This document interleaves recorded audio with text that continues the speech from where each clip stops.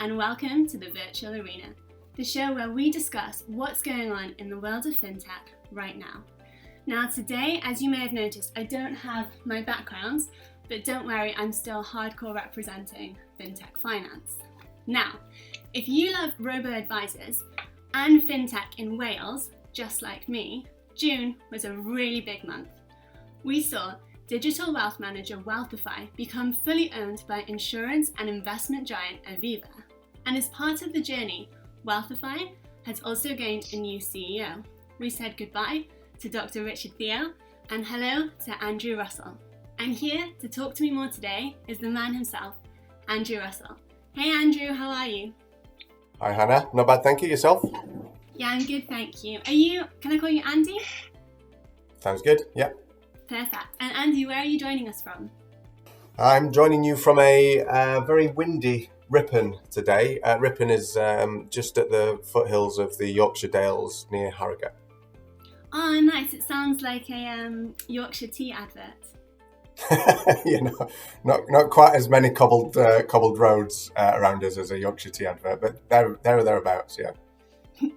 So we're all very keen to find out a little bit more about you because you're very enigmatic. I had a good old stalk on your LinkedIn, but could you tell us a little bit more about where you've come from and how you got to the role that you're in now?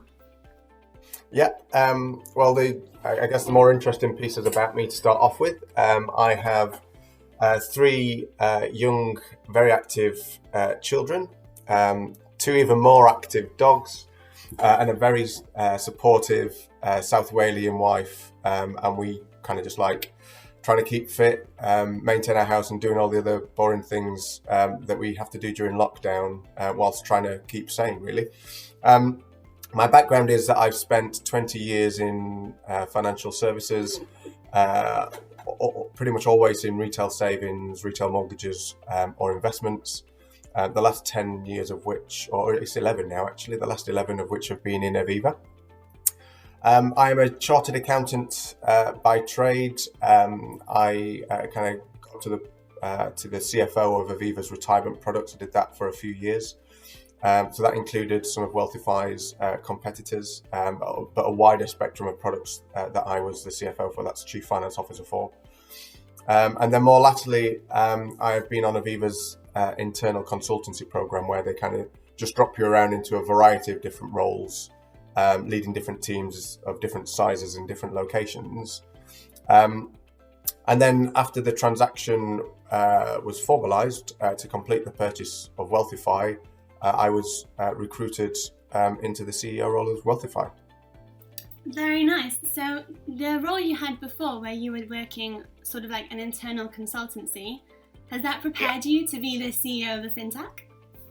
Yeah, definitely. It's the good thing about the internal consultancy is that you get dropped into lots of different scenarios, and then you have to work out what the right way is forward. It gave me lots of different opportunities to lead different teams that need different things as well. I'm a big believer that each situation needs a different style of leadership. And so kind of prepared me for that for that jump into the CEO seat. Okay, so different styles of leadership. How has it been? It's been a month now, right? It has, yes, indeed. As a CEO in lockdown, how has that been? How has that style of leadership been? I did think it was going to be a bit challenging or a bit weird to meet your new team in lockdown. But the reality is that there's a lot of people going through a lot worse things at the moment, and everybody is making the best of the situation that we're in. So kind of did what everyone else is doing and adopted virtual meetings as much as I could.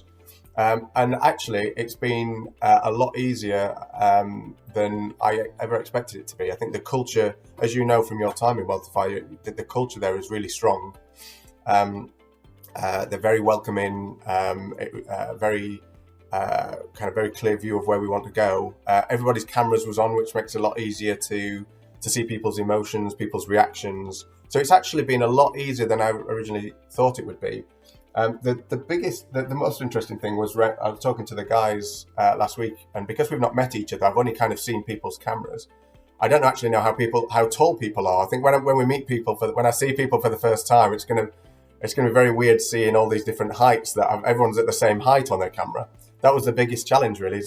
I think that might be the biggest challenge. Everything else has gone really well. So will you be moving to Cardiff? No, I won't be moving to Cardiff. I do have a very lovely South Walian wife who would very much love that. But my kids are ensconced in their school lives here. And as I say, I've been travelling around lots of different places around the UK in my previous roles. And so I'll be spending a hell of a lot of time down in Cardiff with the guys, but I'll be doing that from my base in Yorkshire. So, as you mentioned, I do know Wealthify quite well because they were my first ever client. Normally, I'm a copywriter. I'm not actually a professional interviewer, as I think we can all tell.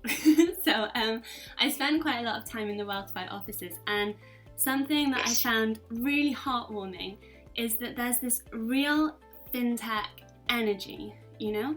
Like, you go in and you can just feel it. There's like, people are not wearing suits. The more important you are, the more like kind of t-shirty you are in a way.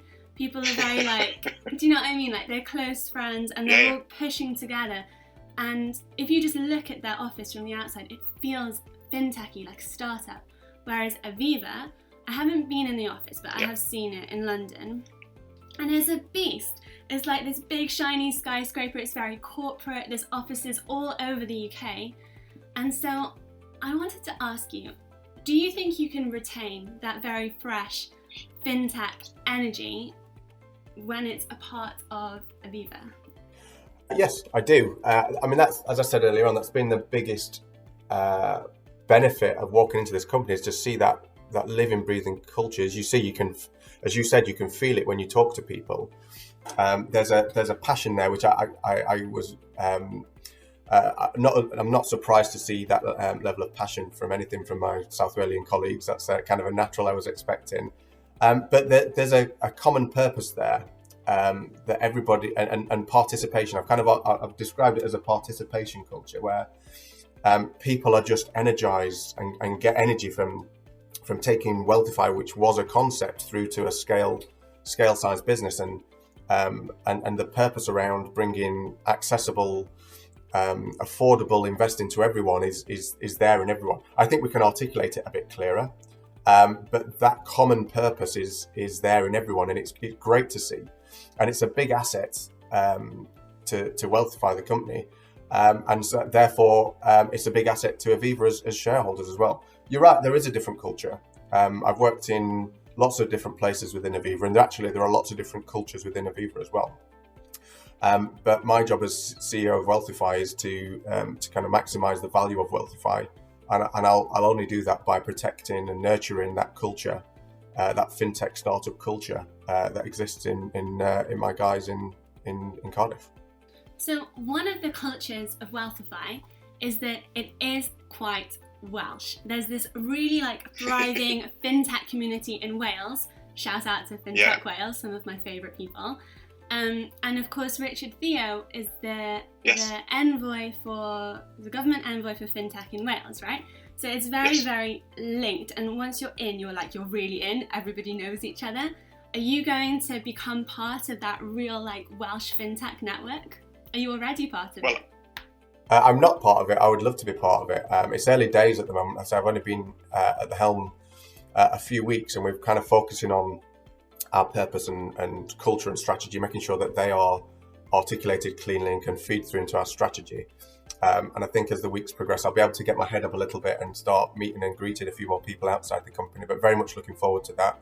I've spent a lot of my youth in Wales when I was early days with my wife.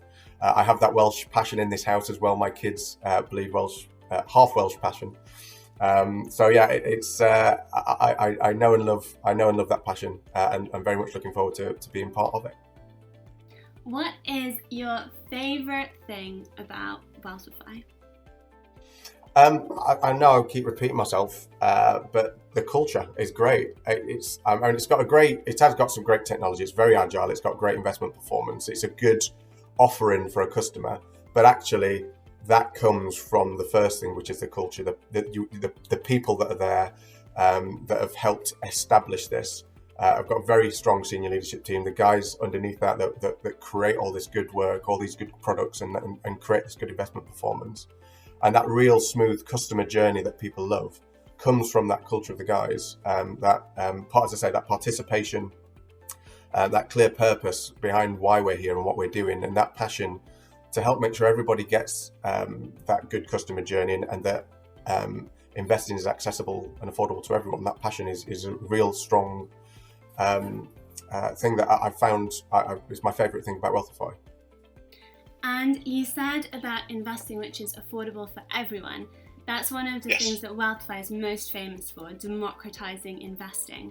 So with 1% fees, less than 1% fees, and you can invest from as little as £1. Is that something that's always going to stay the same under your leadership? Very much so. I mean, as you say, Wealthify was created for accessible, affordable investing for everyone. And we want to inspire as many people as we can to kind of move from savings to investments. So I think we've done really well so far to disrupt the market, both as an industry of robo-advisors and ourselves within that robo-advice industry. And our job now is to serve as many people as we can. And that's, the low fees and the low entrance investment are two big ticks that make investing accessible to anyone. And we want to do more of that. So my job is to see how many people we can take that to. I guess another part of investing for everybody is investing in what everybody believes in. And one of my favourite things about Wealthify is how seriously ethical investing is. It's not like, let's just go with the MSCI index.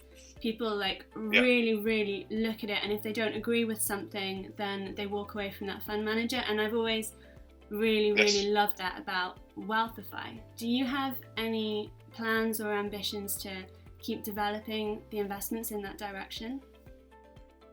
Yeah, very much so. It's a great product that we've developed, that the team have developed, and we want to do more of. The conversations I'm having with my guys is I want to understand more around what really matters to our ethical investing customers. I'm going to be setting our company on driving that, understanding that feedback and driving that feedback into how we progress and improve going forward. And I think one of the good things about our ethical investing product line is the amount of correspondence and interaction we have with our customers around what they want to invest in and what does ethical mean to them. Because ethical does mean quite a lot to different people. And then we can do more of what our customers want to invest in on the ethical side. I'm also interested in exploring what with investing, you have a different risk profile and how risky you want to go. Whether there's a different slant on ethical with how ethical you want to go. Is it a different spectrum that people want to invest in? So our ethical product is our biggest growing product. It's something we're going to get behind. We continue to get behind and grow, and then look at how we explore widening it and improving it as we go on things like that, or other areas that our customers give us feedback on. I've never heard of that before. How ethical you want to go, and I kind of love it. Do you mean like some people's ethics are more focused on the environment, some people might be more focused on the social side, like diversifying boards? Do you mean like that? Different? Yeah. So we regularly interact with our ethical investors to see what type of ethical investments they want to do. Is it that they just want to avoid? Do they want more sustainable investments? Do they want us to be more proactive in which invest in more funds or areas that are more proactive investing? And so we get that feedback regularly, but then we invest it on a risk spectrum, which may be the right thing to do. But I'm also interested in exploring whether the spectrum for ethical is an ethical spectrum rather than a risk spectrum, and seeing how that product develops in time, because it's a relatively young product. You've got ESG investments elsewhere, the sustainability element, you've got the ethical element. I'm just really interested to see how that shapes up in the coming years. It's a great product. That's a really cool idea, and I never thought of that. And I talk to people all the time about ESG, and I've never heard that before. It's a really original idea, and it makes sense because you might want, like, you offer junior ISAs, and you might want a different thing for your little girl as opposed to like your pension, Well, that's very cool. You mentioned there some like possible directions that you might go in for the future. tell me, please give me a really big answer. What are the changes that you're putting forward for Wealthify? What's going to happen? What can I expect to be writing about? I would love at this stage, after 4 weeks, to be able to give you a big reveal about what our strategy is. So we're going to take our time to do that. We're starting on our purpose and our culture and our vision, and that they are key kind of challenging blocks to how you then set your strategy. So I think our strategy, our longer term strategy, will develop in the coming weeks and months. In the interim, it's kind of more of the same. As we grow, we will naturally change anyway. And feedback, it will be fundamental, and interaction with our customers is fundamental in our strategy going forward. You have to iterate, you have to keep improving. And so from that feedback, we will naturally, iteratively change and continue to improve. But the principles around how we change and how we improve will stay the same. We'll be focused on being accessible and affordable, investing for everyone, and trying to inspire as many people to move from savers to investors as much as possible. So any changes will continue to serve that purpose. I guess the tactical changes in the interim while we're developing our longer term strategy will be just to continue to improve that customer journey. Some of the things like the fact that our payments currently take too long. I'm coming into a digital company that is so awesome in so many ways, but then takes 10 days to up to 10 days, should I say, to process payments. Just doesn't feel right for us as an organisation. So we're looking at how we can do that in the next few months, how we can improve that. I want to improve our articulation of our purpose, because I think once we've got that clearly nailed and being able to talk to our people, our customers, our partners about that more clearly will help naturally drive a strategy at the back of it. And then, as I say, any other feedback we'll get from our customers as we continue to improve. So I guess you've got a bit of an unfair year to start, haven't you? Because the next few months are going to be, like, not just the market's volatile, but for people, it's going to be a difficult next few months. We don't know what's going to happen with second spikes, with coronavirus. People don't know what's going to happen with their wealth. There'll be a lot of emotional investing. There'll be a lot of like workplace shake-ups maybe. What would you say are like the challenges ahead, and what are you keeping in mind to stay on point? Well, I think that's why a purpose statement and a clearly articulated purpose statement is so important, because when the world goes crazy, it's really important to have that kind of core message to come back to and just challenge yourself as to why you're sticking to it. So job one is to as I said at the start, everyone's got a common purpose. It's just articulating it so that we keep staying to it as the world goes crazy. So job one will be to do that. I think I'm expecting continued market uncertainty as we progress. I think a cure or a vaccine to coronavirus would be awesome, because it would stabilize the markets, but it doesn't look like that's in the offing. So we have to make sure we're managing our customers' investment portfolios through what will continue to be investments uncertain markets. So continue to manage those investment portfolios well. And people will, when people get nervous, they all want to start planning more and feel more secure. So people are actually looking to save more in these uncertain times, because they don't know what the future brings. So continuing to improve our customer journey to give that accessibility to our customers that need and want to invest, give them that access as much as possible, and keep cleaning up that accessibility and affordability to give as many people access to investing as possible. Cool, I really love that. And this is a little bit of a naughty question, but do you yourself have a Wealthify account? I do. I'm in the process of setting it up, actually. So when I became CEO, I looked at all of our peers' journeys up to a certain point before you start investing, just to kind of see how we fared, and we fared really well in that, actually. I think there was a good two or three out of the 6 or 7 competitors I reviewed that had a really good customer journey, and ours was near the top, which is great. And then I've purposely gone into our customer journey to try and break it.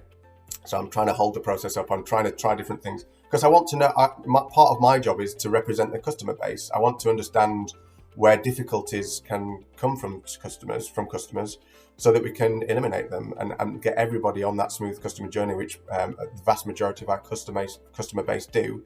So I'm trying to work out where the weak points are so we can improve it. So I'm in process at the moment. Hopefully, be invested soon. So you're like a mole. You're going in like a yeah. Indeed, I'm working for the customers, and I'm a mole inside Wealthify, trying to improve us as we go. So Aviva also has investment products. It has a stocks and shares ISA platform. I think it has a SIP platform as well. Yes. So how does that work? Is there going to be a little bit of a clash? Is it like self-cannibalism? Why and how would you acquire a totally different brand of stocks and shares ISA provider and then have the two side by side but separate? Great question. So, I mean, I was a CFO for the stocks and shares companies, the products, the stocks and shares products companies in Aviva when we acquired Wealthify, and I think it makes as much sense now as it does then, which is that it is a different product offering, really.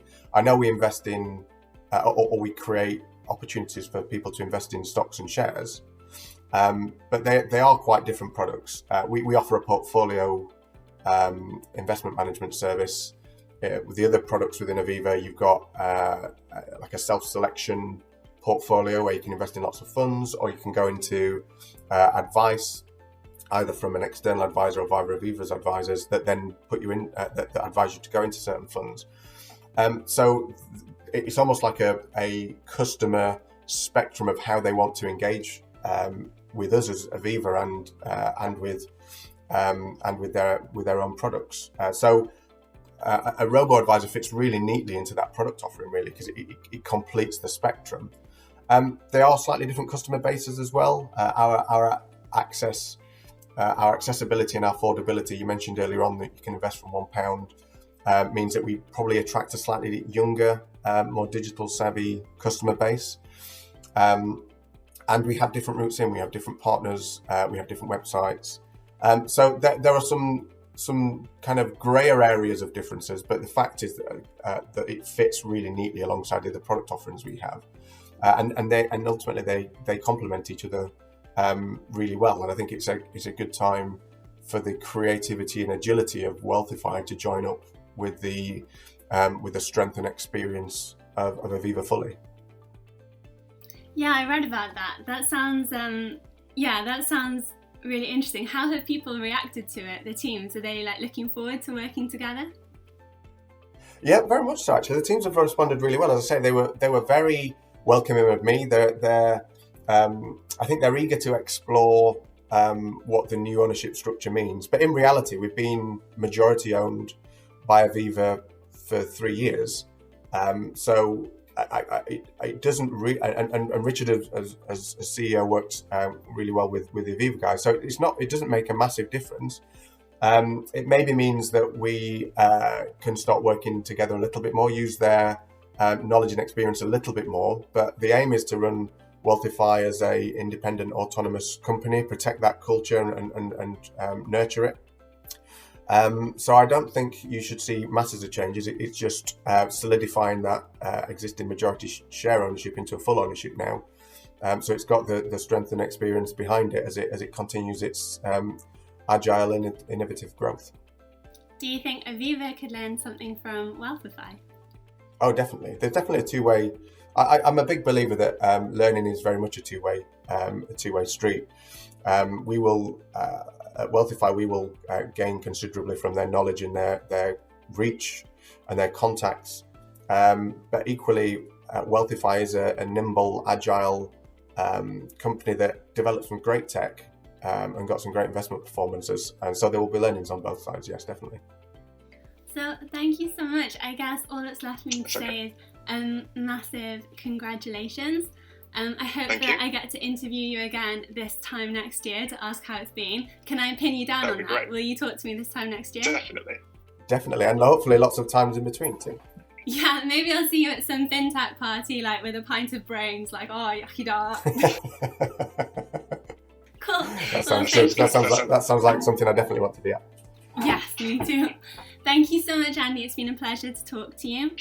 And thank you so much, everybody who's watching at home. Thank you for watching our virtual arena, and we look forward to seeing you next time. Bye from us. Thank you, Hannah. Bye. Bye.